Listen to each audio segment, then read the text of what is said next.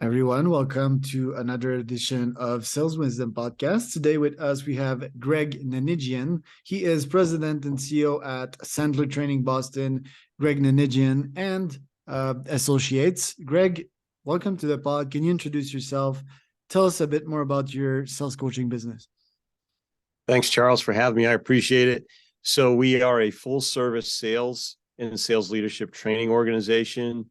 Been affiliated with Sandler Training since 1987. I know I look younger than that. And we work with all types of folks that are in sales and sales leaderships, whether it be technology, manufacturing, financial services, private jet service, commercial cleaning, you name it. Wherever you have outside salespeople, we're probably working with folks in that industry or have in the past. Interesting. The private jet company, is that Warren Buffett's company, the one that and Jesse Itzler one that got acquired, or is it a different one? Well, we've worked with Sentient Jet, Apollo, and a few of the fuel companies that provide diesel fuel, jet fuel for those companies as well. Interesting. Is that still a good industry in 2023? Yeah, people are still flying. In fact, they're flying a lot now because it's so challenging to fly commercially, and a lot of wealthy business people, politicians, actors, and actresses don't like waiting in lines. Not that any of the rest of us do. Makes sense. Why did Yeah. you decide to start your own sales coaching firm in first place? Well, I always admired people that had that silver tongue, so to speak, as some people used to put it. I don't know if that's a dated phrase, but I always admired people that were good at sales. I thought, what a gift to be able to do that. I always liked speaking in front of groups. The first time I did a talk, I was 10 years old. I had 650 people in the audience. And I like helping people. And so those are some of the reasons why I gravitated towards this industry, I guess you could call it. Yeah, 100%. And talking about some of your clients, what industries are your favorites nowadays, and which one do you see working best other than the jet fuel thing? Well, I love all the clients. I really do. I just did a training program this morning with Indus, which is a company that does asphalting, and they're working with generally municipalities and larger companies. In their peak season, they have over 200 employees. And in their off season, which is right now, they're down to like 65. And I did a program with their top management team, and they loved it, loved it, loved it. It was on DISC, which is a communication and behavioral model. But we're working with a lot of companies in technology, such as Teradyne. They're a global client of ours. We've been working with them for a year and a half. They've paid us, gee whiz, over $1 million for training. They really value their employees, and they want their employees to be able to be as skilled as possible. But then we have construction companies and manufacturing companies. So I like them all. I just enjoy working with them because we have similar goals and, an attitude of we just want to get better, more efficient, have more fun, work better as a team, and that sort of thing. Well, $1 million in workshops and coaching fees, I guess. So do you physically show up there, or you do that from a distance? Some of each. So we do a lot of virtual training. We have 2 studios at our office just south of Boston here. And then we do a lot of on-site work as well. And there's a team of 6 of us here that facilitate and deliver the training. And I'm happy to say that I'm fortunate and blessed enough to have a bunch of rock stars working with me that are facilitating the training, not to mention the support team that we have. So it's a fun business. It's great to see people grow and hear the success stories. It's very flattering to get the introductions and referrals. And, it's nothing more gratifying than see somebody go to another level and provide for themselves, their family, and help companies grow in this very competitive environment that we're in right now, and entering into a more challenging environment with a lot of our clients concerned about the recession. But most of them are pretty gutsy about, forging ahead and still getting training for their people so they can be even better prepared, such 100%. As taking an inside team member and training them on some skills and competencies that normally an outside team member would be pursuing, such as prospecting and reaching out and more cross-selling and more upselling and things of that nature. Interesting. And when you do your trainings, typically how many sales folks are there? Is it like 50, 100, or is it smaller teams like 5, 10, 15? You know, frankly, most of the cohorts that we train are in the range of 15 to 20 people. Okay. Although even the program I did this morning was 8 people. And we found that we use the adult learning model, which is trainer-led but participant-centered. We do a lot of breakout group exercises, group shares, role plays, and things of that nature, because as adults, we learn by doing. Yep. So it has to be highly participatory. And I think also as adults, we're kind of like babies in big bodies. So if we're having fun, we're likely to learn more. So we try to keep it fun as well.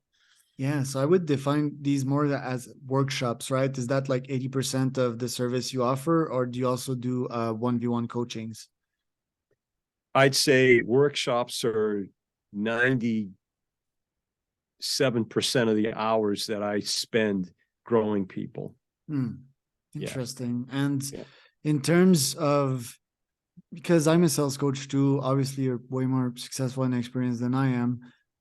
Do you bill per hour, or how does that work? Is it like a fixed fee? And how do you go with that fee? If let's say that you're quoting a client that's a small startup vs Fortune 500, how does that go? Well, you know how it goes. You got to be realistic with your audience, and so we take a look at our audience and what's affordable to them. More importantly, we're going to look at their goals and some of the challenges. And then based on that, we'll try and structure a program that will help them within the budget. And it's not just budget that you got to look at. We look at what kind of time commitment are they available to invest in it as well. And we have a lot of programs where where people from different companies are commingled. Okay. But we also do a lot of training that's private. Yeah. And so sometimes with our corporate clients, a combination of those two things can give them the best return on their investment of time and money, where they're able to go to a semi-private program with clients from different companies, but we're also doing private training in conjunction with that.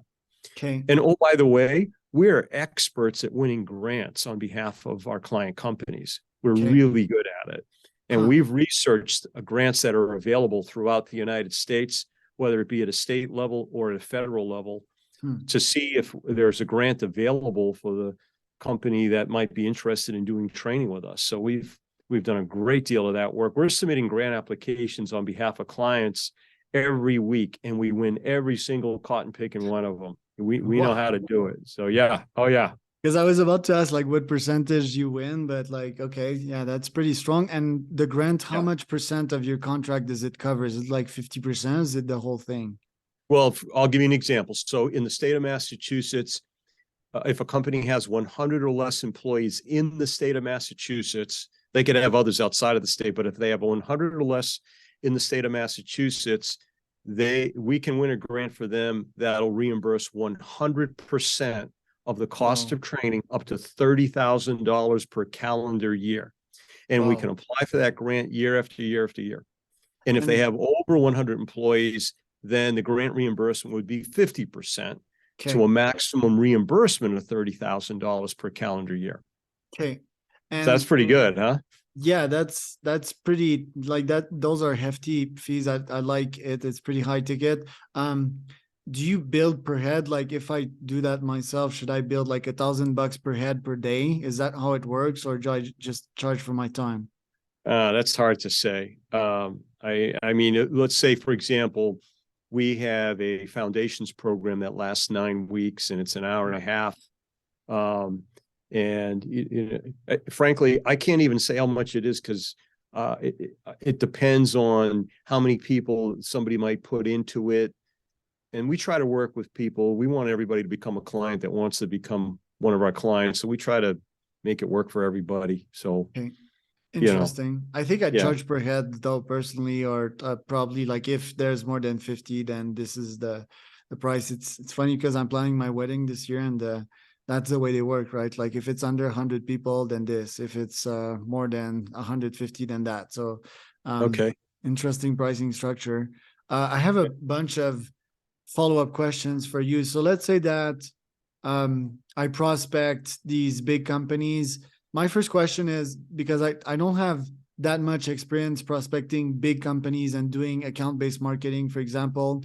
So how do you go with that? Do you unlock clients mostly with your referrals, or do you also do some outbound? And how does that work with larger companies? How do you win accounts at that level? Yeah, so it's a great question because that's a big challenge for a lot of people. How do you land a large account, a major account, a global account, a national account? So there's a couple of different things that we train on.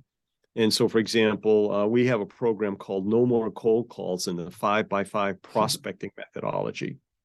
So we developed a process internally, and we started to use it 4 years ago to land major and large accounts. And we had great success with it. So 2 years ago, we started to roll it out to clients privately. We were just training their sales forces on it. And we've gotten great feedback, and they've had great success on it. So we run this program that teaches five different attempts to get a hold of the prospect, combining email, LinkedIn messaging, video, and the phone.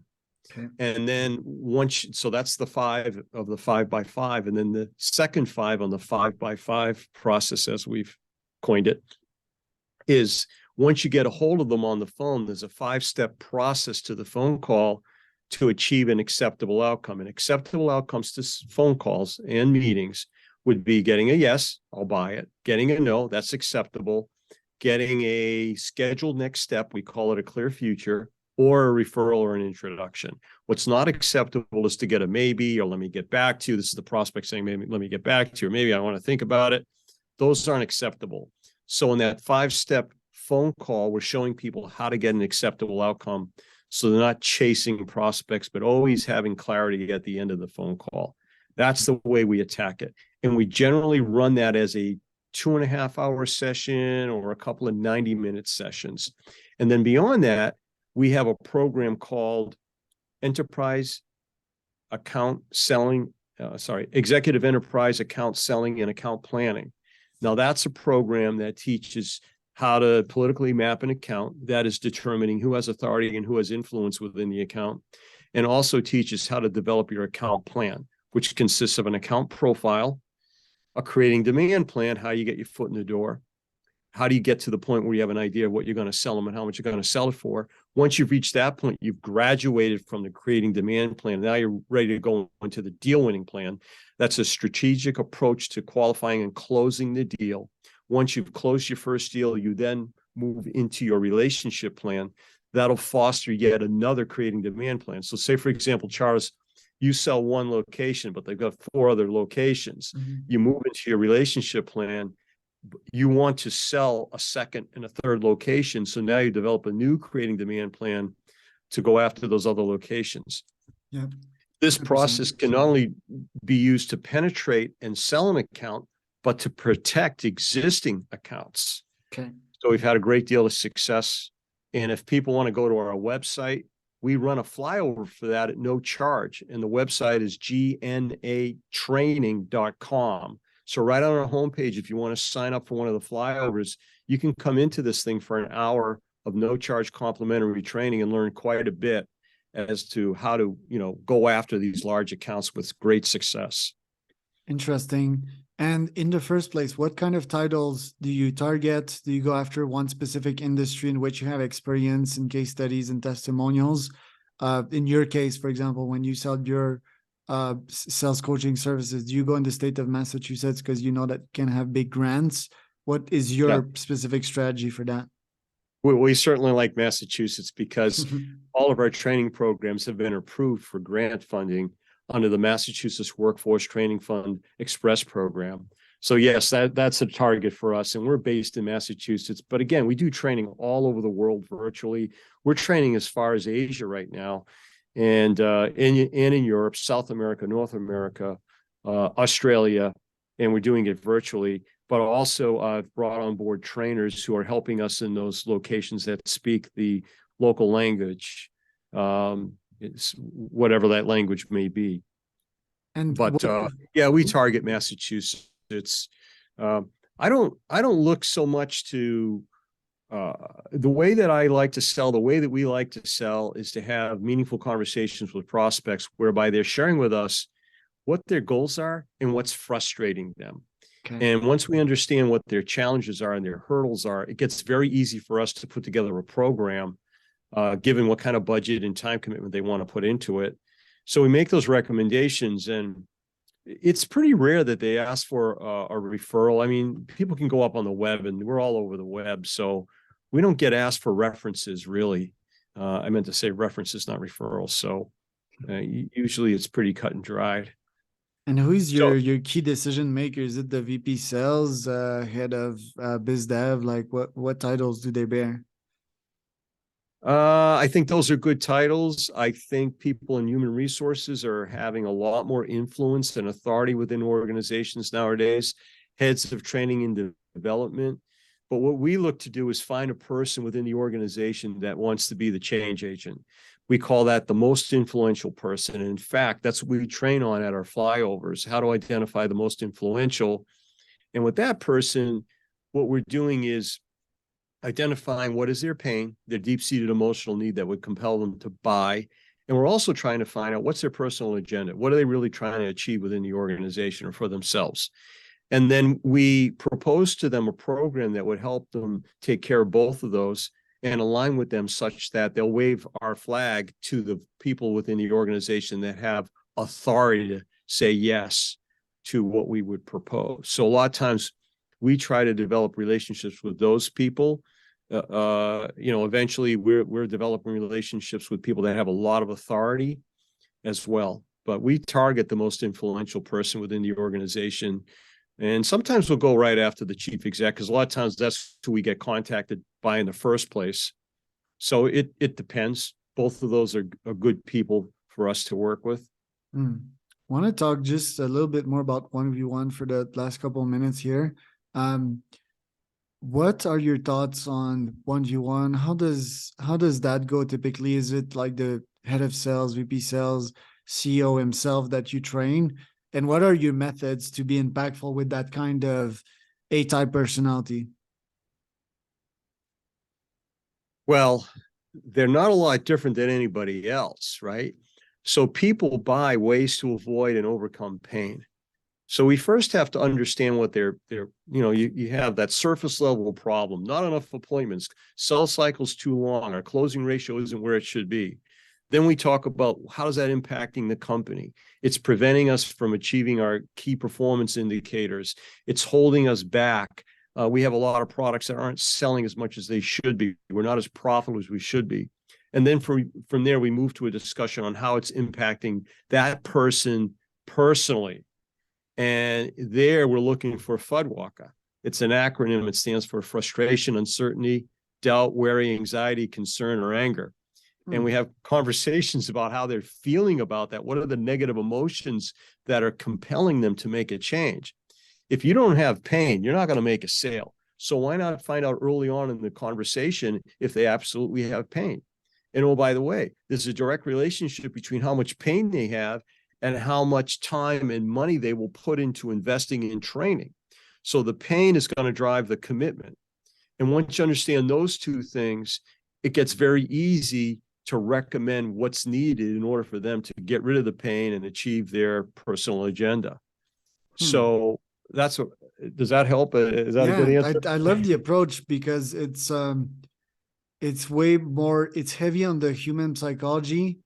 Absolutely. Do you measure that as well? Do you have grids that you fill every call and see like the progress? Do you have KPIs that you measure with these stronger personality, these stronger driven folks? Because yes, they're similar to most, but if there is a human species that is different than the other, it's mostly entrepreneurs and leaders vs people that follow. I found that the difference psychologically is pretty huge, right? If you try to tell a follower to innovate and try to do things different, yeah, it's banging your head against a wall, like you won't get them to do much. They just execute all day long. Vs a leader that you sometimes they even feel offended when they're getting asked to execute something, So what are your strategies to measure KPIs and advancement in your coaching, if you have some? So what I do is I like to ask people, I'll pose it like this, right? So I'll say, Charles, let me ask you a question. Suppose we work together for the next 6 months, training you and your team and your leaders within the organization.